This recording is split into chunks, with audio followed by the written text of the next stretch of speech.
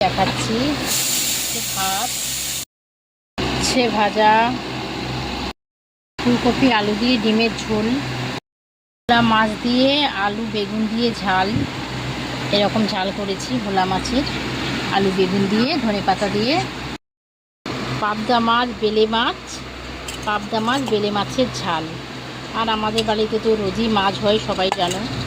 আমাদের বাড়িতে মাছ ছাড়া কেউ খেতে পারে না। শুভ দুপুর বন্ধুরা, ভাত বেড়ে নিয়ে বসে গেলাম। হয়েছে ভাত, উচ্ছে আলু ভাজা, পাবদা মাছ সর্ষে বাটা দিয়ে ঝাল, আর ভোলা মাছ আলু বেগুন দিয়ে পাতলা ঝোলের টাইপের করেছি। এই হচ্ছে আজকে দুপুরের মেনু বন্ধুরা।